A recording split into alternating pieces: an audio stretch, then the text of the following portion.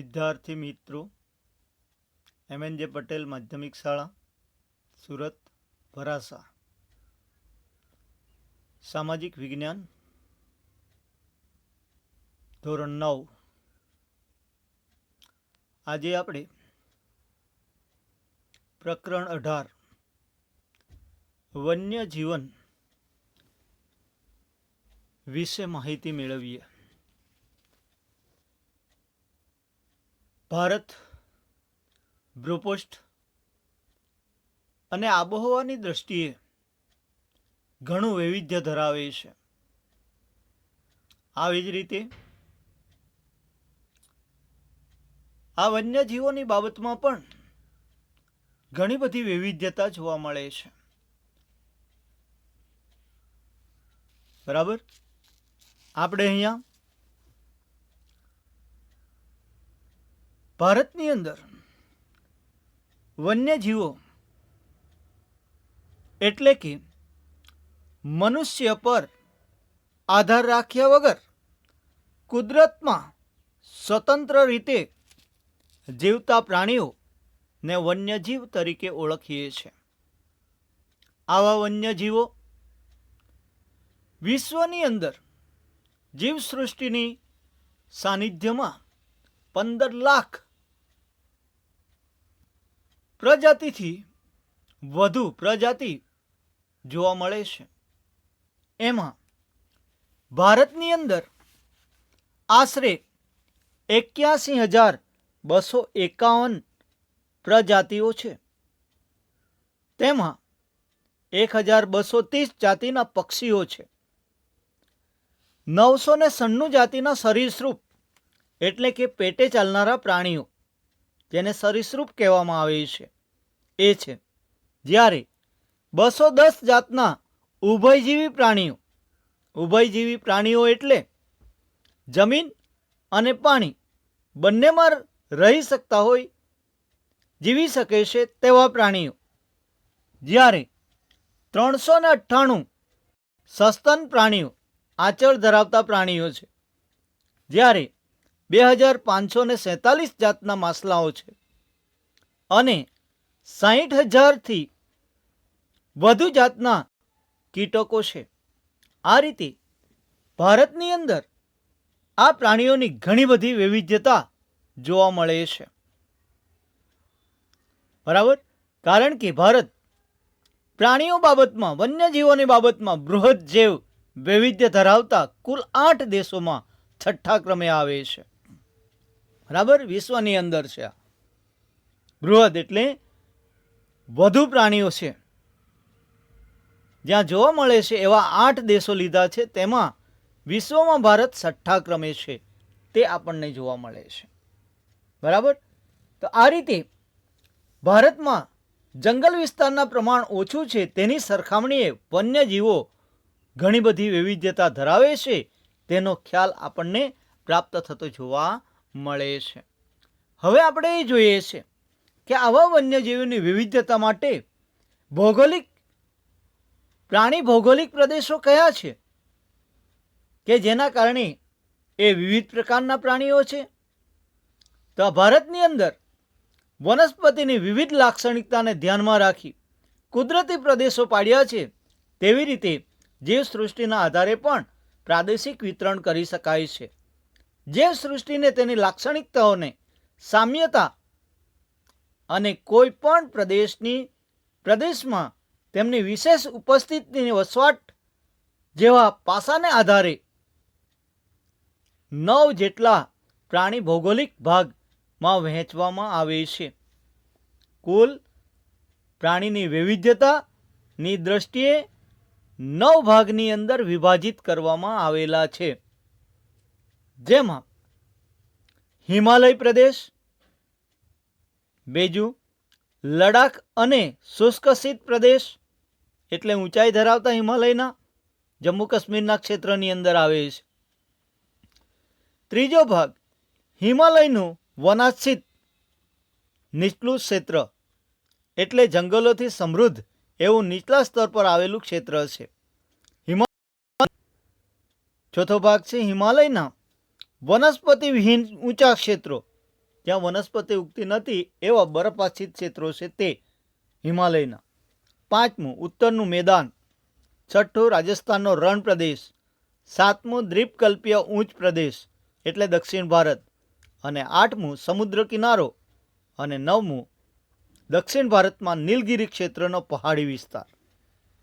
આ રીતે ભારતના કુલ 9 ભૌગોલિક પ્રદેશોની અંદર આ પ્રાણીઓને વિભાજિત કરવામાં આવ્યા છે.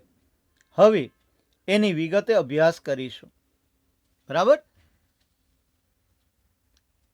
તો પ્રશ્ન આગળ છે, ભારતમાં વૈવિધ્યસભર વન્યજીવ સૃષ્ટિ કઈ કઈ છે, અથવા ભારતની વૈવિધ્યસભર વન્યજીવ સૃષ્ટિ વિશે માહિતી આપો. બરાબર. તો એ દ્રષ્ટિએ આપણે જોઈએ છે કે ભારતનું ભૂપૃષ્ઠ વિશાળ છે, જેમાં ઊંચા પર્વતો, વિશાળ નદી મેદાનો, દ્વીપકલ્પીય ઉચ્ચ પ્રદેશો, દલદલીય પ્રદેશો એટલે કાદવ કીચડવાળા વિસ્તારો, દરિયા કિનારે આવેલા છે તે, સમુદ્ર કિનારો, બરાબર, 7516 કિલોમીટર જેટલો છે. આ બધા પ્રક્રિયાના કારણે ભારતમાં અનેક પ્રકારના વન્યજીવો છે તે આપણને જોવા મળે છે. બરાબર. આ ઉપરાંત ભારતની કેટલાક એવા વિસ્તારો છે વધુ વરસાદ થાય છે, કેટલાક પાનખરના જંગલો છે, હિમાલય અને ઊંચા પર્વતીય ક્ષેત્રો છે, શંકુદ્રુમના જંગલ વિસ્તારો છે, વન્યો જીવોના નિવાસ માટેની વિસ્તૃત પશ્ચાત ભૂમિકા આ સર્જે છે. અને એના કારણે આપણે અહીંયા જુદા જુદા પ્રકારના વન્યજીવો આપણે અહીંયા જોવા મળે છે. એમાં દક્ષિણ ભારતની અંદર દ્વીપકલ્પીય વિસ્તારમાં રહેતા એશિયાઈ હાથી, બરાબર, જે દક્ષિણ ભારતના દ્વીપકલ્પીય ક્ષેત્રોની અંદર છે. બ્રહ્મપુત્ર નદીના દલદલ ક્ષેત્રોમાં એક શીંગી ભારતીય ગેંડા, બરાબર, બ્રહ્મપુત્ર નદી ક્ષેત્ર એટલે કે અસમ ન કાઝીરંગા ક્ષેત્ર છે, એનું અભયારણ્ય છે એક શીંગી ગેંડા માટે. હિમાલયના ઊંચાઈવાળા ક્ષેત્રોમાં હિમદીપડા, જ્યારે જમ્મુ કાશ્મીરમાં જંગલી બકરીઓ અને કસ્તુરી મૃગ.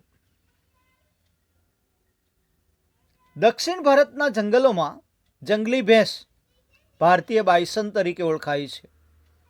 મધ્ય ભારત અને પશ્ચિમ બંગાળમાં વાઘ, કચ્છના નાના રણમાં ઘુડખર, જેને જંગલી ગધેડું તરીકે આપણે ઓળખીએ છીએ.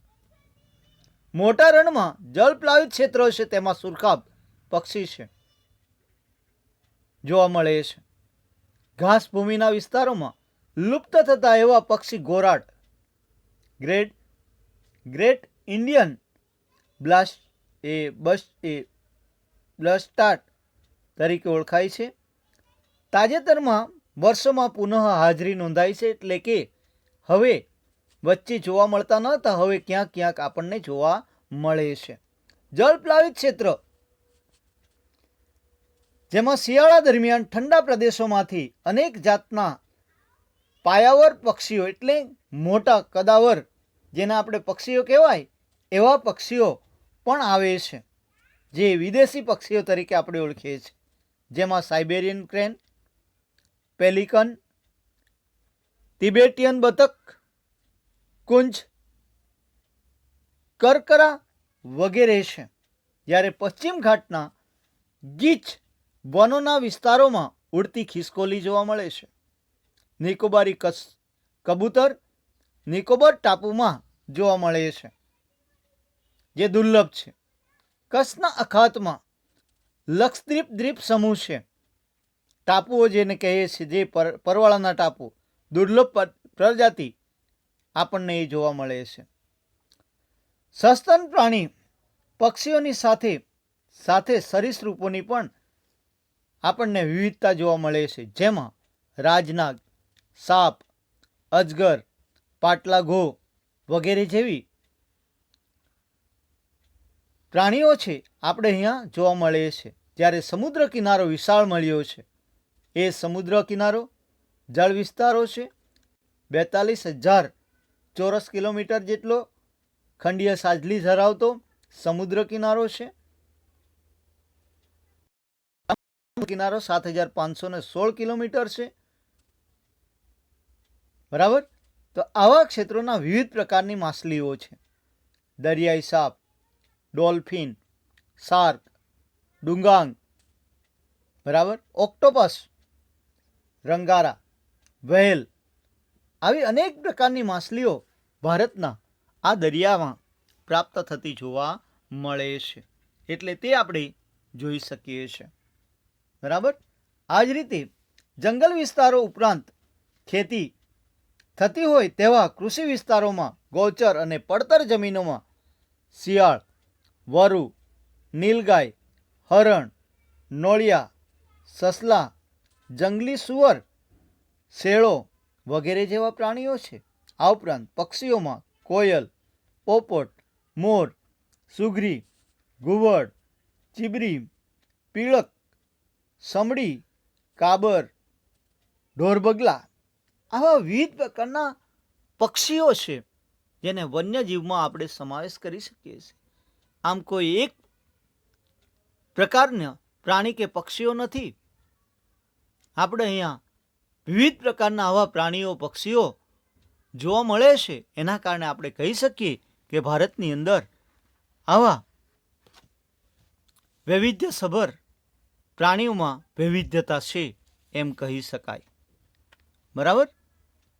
આ રીતે આપણે અહીંયા આ ભારતની વન્યજીવ સૃષ્ટિ છે તેનો ખ્યાલ તમને આપવામાં આવે છે. બરાબર.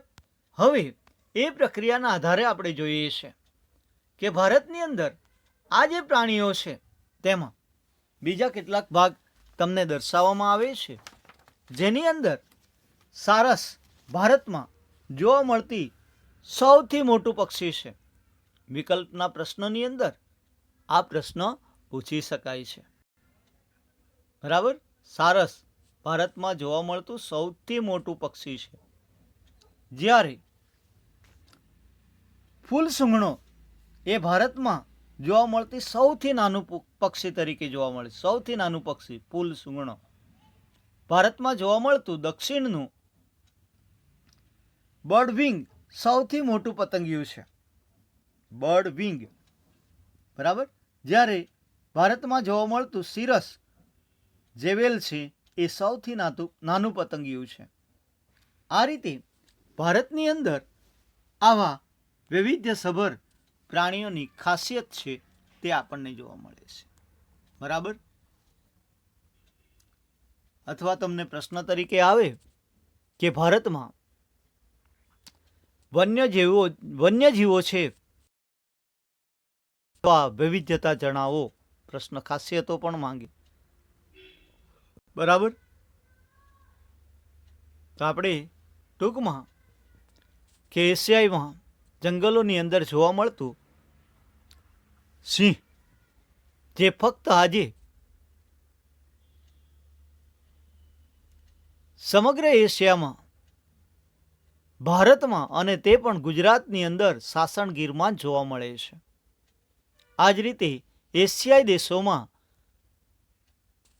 ગુજરાતમાં રણ વિસ્તાર છે જે નાનું રણ ગણાય છે. ત્યાં આગળ ઘુડખર, જંગલી ગંધેડું, તે પણ ફક્ત ભારતમાં જ જોવા મળે છે. આ જ રીતે એક સિંગી ગેંડો આસામના દલદલીય વિસ્તારની અંદર જોવા મળે છે. બરાબર. હાથી મધ્ય ભારત અને દક્ષિણ ભારતમાં જોવા મળે છે. ઉડતી ખિસકોલી પશ્ચિમ ઘાટના ક્ષેત્રોમાં જોવા મળે છે. બરાબર. આ રીતે એનું આપણે વૈવિધ્યતા અથવા તો એની લાક્ષણિકતાઓ કહી તો એ લાક્ષણિકતા આપણે જોઈ શકીએ. આ જ રીતે તમે જુઓ તો રોયલ બેંગલ ટાઈગર એશિયાઈ દેશોમાં ભારતની અંદર સફેદ વાઘ તરીકે આપણને જોવા મળે છે. બરાબર. તો એ શું એ બતાવે છે? વન્યજીવોની ખાસિયત કહી. તો એ ખાસિયત વિશે પ્રશ્ન પૂછાય તો આ રીતે તમે એનું વર્ણન કરી શકો છો. બરાબર. હવે આ વન્યજીવોનું સંરક્ષણ શા માટે, બીજો પ્રશ્ન તરફ વળીએ છીએ. બરાબર. વન્યજીવોનું સંરક્ષણ શા માટે, બરાબર, અથવા સંરક્ષણ માટેના ઉપાયો કયા કયા છે, અથવા ઉપાયો જણાવો. બરાબર. તો જંગલોનું જતન કરી તેમનું ઉત્તરોત્તર સંવર્ધન કરવા માટે સરકારે લાંબા ગાળાનું આયોજન કરવું જોઈએ. આપણે જાણીએ છીએ કે આપણે ભૂતકાળ તરફ જ્યારે નજર કરીએ ત્યારે છેલ્લા થોડા દાયકાઓની અંદર વન્યજીવોનું અસ્તિત્વ પર મોટું સંકટ, જોખમ તોળાઈ રહ્યું છે. કારણ કે આજે મોટાભાગના લોકો સ્વાર્થ ખાતર એનો શિકાર કરે છે. જંગલો છે એને કાપી રહ્યા છે. એનો નિરાશ્રિત, એના કારણે એનું આશ્રય સ્થાન પ્રાણીઓ ગુમાવી રહ્યા છે. બરાબર. એટલે આજથી 100 વર્ષ પહેલા વાઘ હજારોની સંખ્યામાં ભારતભરમાં જોવા મળતો. આજે તેની સંખ્યા વન અને પર્યાવરણ મંત્રાલયના આધારે 2014ના અંદાજ મુજબ 2226 જેટલી જ છે. ખૂબ ઓછી થઈ ગઈ. લગભગ એશિયામાં જમ્મુ કાશ્મીરથી લઈ કન્યાકુમારી અને આ બાજુ જોઈએ છે પશ્ચિમમાં અફઘાનિસ્તાન થઈને પૂર્વ ભારત સુધી એ નિહરતા હતા, બધી જગ્યાએ જોવા મળતા. ત્યારે આજે એની સંખ્યા ઘટીને ખૂબ ઓછી થઈ ગઈ છે. એના કારણે એને સંરક્ષણ કરવું જરૂરી છે, એ બને છે. એના માટે જ ભારતે વિવિધ પ્રકારના અભયારણ્યો શરૂ કર્યા છે. એના કારણે પ્રાણીઓ સાથે વન્યજીવોનું પણ સંરક્ષણ થઈ શકે છે. ત્યાર પછી છેલ્લા થોડા વર્ષમાં લેવાયેલા પગલાંથી વાઘની સંખ્યા હવે વધી છે, એ એક સારી નિશાની છે. બીજું, દુધાળા પશુઓની સારવાર માટે વપરાતી પ્રતિબંધિત ડાયક્લોફેન્સ નામની દવાથી દૂષિત થયેલ માંસ ખાવાથી ગીધ નામશેષ થઈ રહ્યો છે. જો દુધાળા પશુઓને વધુ દૂધ પ્રાપ્ત કરવા માટે આ ડાયક્લોફેન્સ નામની દવા આપવામાં આવે છે. એના કારણે આવા પ્રાણીઓ મૃત્યુ પામે ત્યાર પછી એનું જે માંસ મોટા ભાગે એ સમયે એમ કહેવાય છે કે ભારતની અંદર મોટા પાયે જોવા મળતા એવા ગીધ નામની પક્ષી છે એ આજે ભાગ્યે જ જોવા મળે છે. એટલે એ નામશેષ થઈ રહ્યો છે. 20મી સદીની શરૂઆતમાં જંગલોમાં જોવા મળતા ચિત્તા આજે સમગ્ર ભારતના જંગલોમાંથી નષ્ટ થઈ ગયા છે. સમગ્ર એશિયામાં ચિત્તા વિહરતા હતા, સમગ્ર ભારતમાં જોવા મળતા હતા. આજે ભારતભરમાંથી એ નાશ પામ્યા છે, ક્યાંય જોવા મળતા નથી. હા, આપણે અહીંયા જે જોવા મળીએ છીએ તે દીપડા છે, ચિત્તા નથી. ચિત્તા અને દીપડામાં ઘણો ફેર છે, ધ્યાનમાં રાખજો. ગીરના એશિયાઈ સિંહો એક સમયે મધ્ય પૂર્વ સુધી જોવા મળતા હતા. એશિયાઈ સિંહો આજે માત્ર ગીરના જંગલ પૂરતા જ મર્યાદિત છે. સંરક્ષણના સમયસરના પગલાંને લીધે એનું સંવર્ધન થતાં 2015ની ગણતરી મુજબ એની સંખ્યા 523 જેટલી થઈ છે. એટલે સંખ્યામાં વધારો કરી શક્યા છે. એની સંખ્યા 100થી ઓછી થઈ ગયેલી હતી, એ ધીમે ધીમે હવે વધી છે. એટલે એ જોવા મળે છે. એક સમયે ગુજરાતમાં વધુ સંખ્યામાં સારસ પક્ષી જોવા મળતા હતા, જેની સંખ્યા ઘટી ગઈ છે. વન્ય જીવસૃષ્ટિની છેવટે તો જીવસૃષ્ટિના એક અભિન્ન ભાગ ગણાય, પણ જ્યારે ક્યાંક ને ક્યાંક કેટલાક વર્ષો દરમિયાન કેટલાક વન્યજીવોની સંખ્યામાં થતો ઘટાડો એ પર્યાવરણની ગુણવત્તાનો ઘટાડો દર્શાવે છે. આ બાબત ચિંતાજનક ગણાય. એટલે આ પ્રાણીઓ છે એ પ્રાણીઓ સાથે જંગલો છે એનું જતન અને સંવર્ધન થાય એ અત્યંત જરૂરી છે. ગુજરાતના પર્વત્ય અને વન વિસ્તારોનું મૂળ રહેવાસી શ્યામ ગરુડ ક્વચિત જ એટલે ક્યાંક જ જોવા મળે છે શ્યામ ગરુડ. વિજયનગર તાલુકામાં પર્વતીય જંગલ વિસ્તારમાં સહજ જોવા મળતો ચિલોત્રો આજે ભાગ્યે જ નજરે પડે છે. એટલે એ દ્રષ્ટિએ આની સંખ્યા ઘટી છે એ આપણને બતાવી છે. આ બધાનું કારણ મુખ્ય કયું? તો મુખ્ય કારણમાં માનવીની અસીમિત લાલચ છે, લોભ છે. બરાબર? એ પોતાની પ્રગતિની દોડમાં પર્યાવરણની અસમતુલનથી આવા માઠા ખરાબ પરિણામો આપણે સામનો કરવાનો વારો આવ્યો છે. એ સ્વાભાવિક બને છે. હજુ સમય છે. જો આપણે સમજી જઈએ, જાગૃત બનીએ અને વનસ્પતિ અને વન્યજીવોનું જો જતન અને સંવર્ધન માટે યોગ્ય પગલાં લઈએ તો એમને આપણે ઉગારી શકીએ, એમને બચાવી શકાય છે. જો આ પગલાં નહીં લેવાય તો કદાચ અન્ય અનેક એવી વન્યજીવો છે આગામી દિવસોમાં આપણે ફક્ત પાઠ્યપુસ્તકના ચિત્રોમાં જ જોવા મળશે, જ્યારે મેદાન ભાગોથી એ નાશ પામેલા હશે. એટલે આપણા પેઢીઓને બતાવવા માટે તેમજ પર્યાવરણની સમતુલા જળવાય તે માટે આ વન્યજીવો છે એનું સંરક્ષણ કરવું ખૂબ જરૂરી બને છે. એટલે તે બાબત આપણને જોવા મળે છે. બરાબર? એટલા માટે જંગલો છે, એ જંગલો માટે કે વન્યજીવોના સંરક્ષણ માટે કયા પગલાં લેવા જોઈએ? બરાબર? તો એના માટેના ઉપાયો કયા છે તે હવે આપણે જોઈએ છે. બરાબર? તો વન્યજીવોના જતન માટે કે એના સંરક્ષણ માટેના ઉપાયોમાં પહેલી બાબત, જંગલોનું જતન કરી તેનો ઉત્તરોત્તર વધારો કરી એનું સંવર્ધન કરી સરકારે લાંબા ગાળાનું આયોજન કરવું જોઈએ. એટલે લાંબા ગાળે એની સંખ્યામાં અનેક ગણો વધારો થાય તે માટેનો પ્રયત્ન સરકાર કરે, આયોજન કરે તો એને આપણે જાળવી શકીએ. જંગલો અને વન્યજીવોના સંરક્ષણ માટે કડક કાયદા બનાવવા જોઈએ અને એ કાયદાનું ચુસ્ત પાલન કરવામાં આવે તો આ વન્યજીવોનું સંરક્ષણ વધારે સારી રીતે કરી શકાય. બરાબર? તો એ માટે નાગરિકોને પણ તૈયાર કરવા જોઈએ, જેથી નાગરિક સજાગ અને જાગૃત બની એની જાળવણી કરી શકે.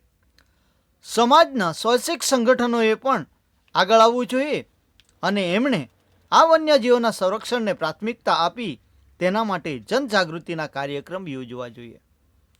કયા? જનજાગૃતિના આયોજન કરવું જોઈએ કે જે પ્રક્રિયાથી આપણે એનું જાળવણી કરી શકીએ, તો તે માટેના પગલાં લઈ શકાય છે.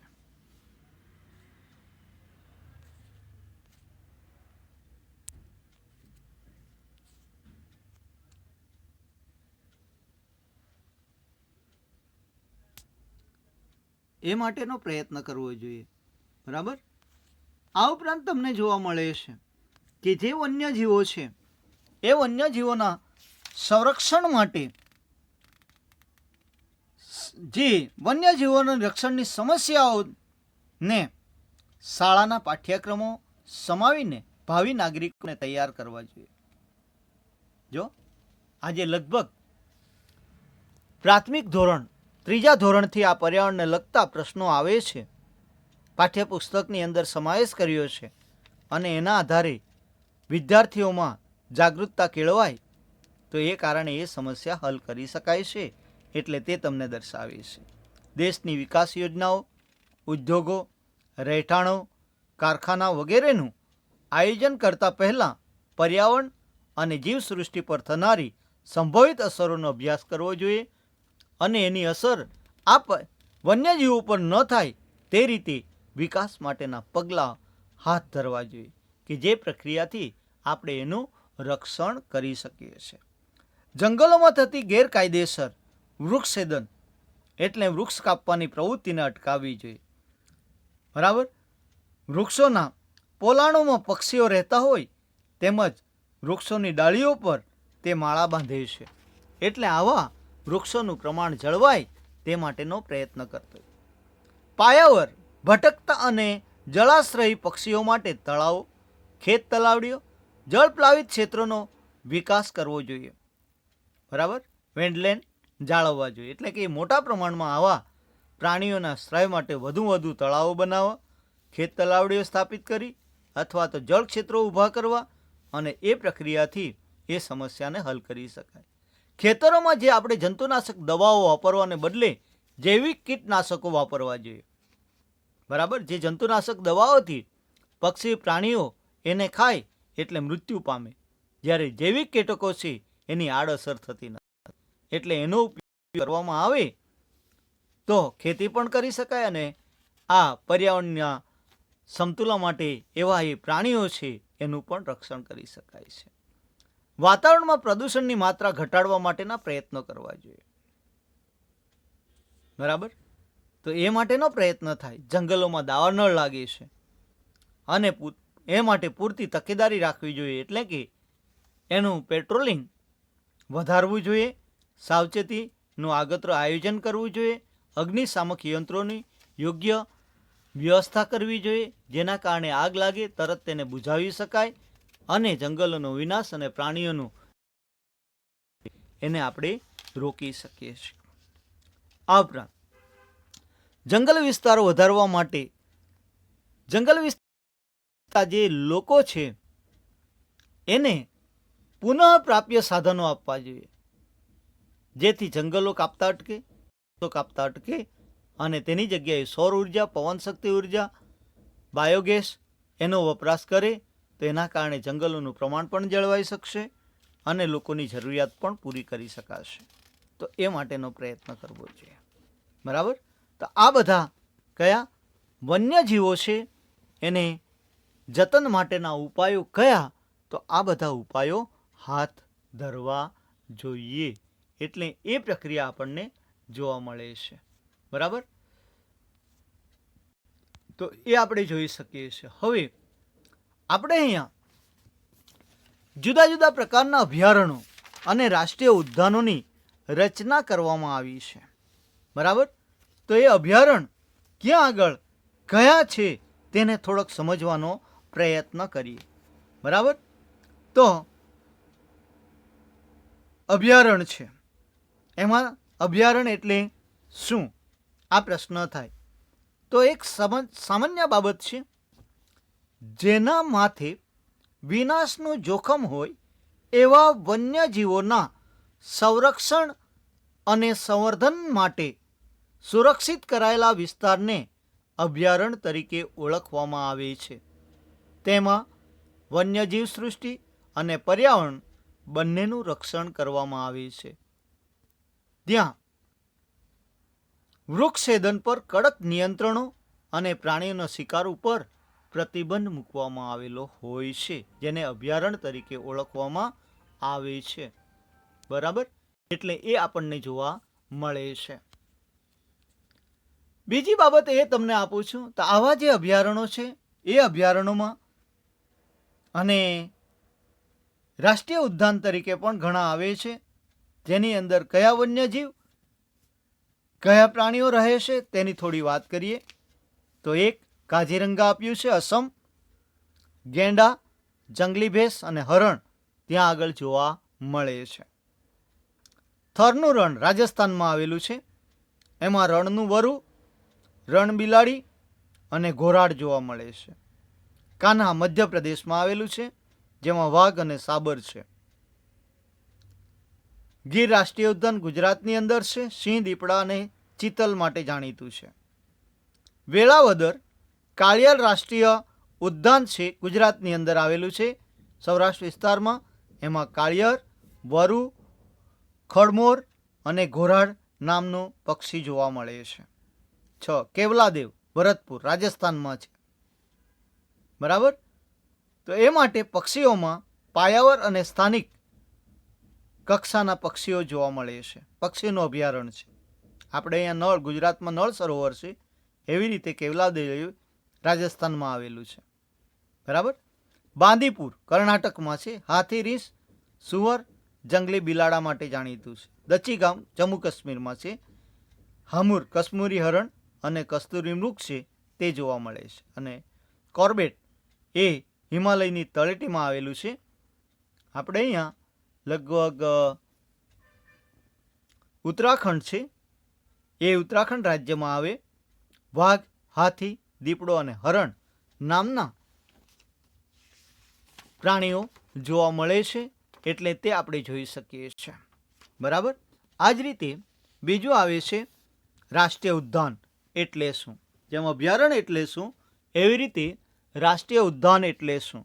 તો રાષ્ટ્રીય ઉદ્યાન એ કુદરતી વનસ્પતિ, જો 4 શબ્દો આવે: કુદરતી વનસ્પતિ, વન્યજીવો, કુદરતી સૌંદર્ય ધરાવતા સ્થળો અને રાષ્ટ્રીય મહત્વના સ્થળો ને જાળવણી અને સુરક્ષિત કરવા માટે રાખેલા વિસ્તારને રાષ્ટ્રીય ઉદ્યાન તરીકે ઓળખવામાં આવે છે. તેમાં માનવ વસવાટ, ચરણ, જંગલને લગતી આર્થિક પ્રવૃત્તિઓ કરવા ઉપર અને પ્રાણીઓના શિકાર ઉપર પ્રતિબંધ છે. એટલે સમગ્ર પ્રતિબંધ છે. ત્યાં ફક્ત રાષ્ટ્રીય ઉદ્યાનની અંદર પ્રાણીઓની જાળવણી અને રક્ષણ કરવા માટે અધિકારીઓ સિવાય કોઈ જઈ શકતું નથી. એટલે પ્રતિબંધિત છે, તે જોવા મળે છે. બરાબર.